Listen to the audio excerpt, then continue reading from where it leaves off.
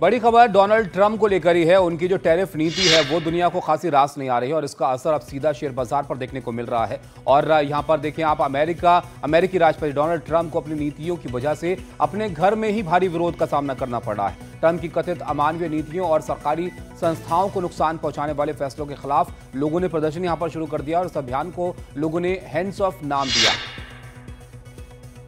Washington DC में बड़ी संख्या में लोग ट्रंप प्रशासन की नीतियों और कार्यकारी आदेशों के खिलाफ प्रदर्शन कर रहे हैं। एक प्रदर्शनकारी ने कहा, हमारे राष्ट्रपति ट्रंप दूसरों के हितों की कठपुतली हैं। टैरिफ हमारे देश को नष्ट करने का औजार है।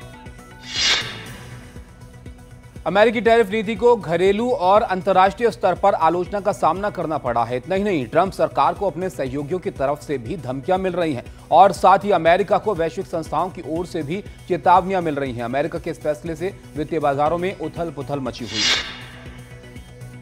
अमेरिका ने जब से अपने टैरिफ की घोषणा की है तब से ये पूरी दुनिया में चर्चा का विषय बना है। वैश्विक व्यापार में एक विद्वान ने चेतावनी दी है, घरेलू द्वितीयक उद्योग में मंदी और अमेरिकी बाजार पर विश्व की घटती निर्भरता को देखते हुए अमेरिकी टैरिफ आयात पर गलत प्रभाव डाल सकता है।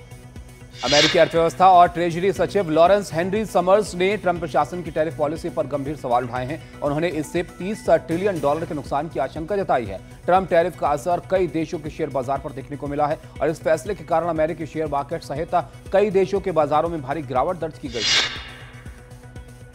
अमेरिकी आर्थिक संगठनों और विशेषज्ञों ने चेतावनी दी है कि आयात पर अमेरिका के व्यापक टैरिफ से घरेलू खर्च बढ़ने, उपभोक्ता की खर्च करने की क्षमता कम होने और लोगों पर वित्तीय दबाव बढ़ने की आशंका है। बढ़ती लागत की आशंका को देखते हुए कई लोगों ने पहले ही सामान जमा करना शुरू कर दिया है।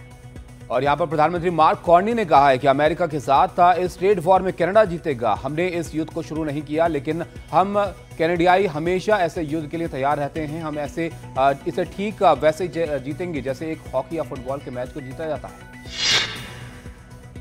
इटली के प्रधानमंत्री जॉर्जिया मेलोनी ने अमेरिका के राष्ट्रपति डोनाल्ड ट्रंप के यूरोपीय संघ पर टैरिफ लगाने के फैसले की आलोचना की है। इटली की प्रधानमंत्री ने कहा, हम जो भी कर सकते हैं करेंगे ताकि अमेरिका के साथ एक समझौता किया जा सके और ट्रेड वॉर से बचा जा सके।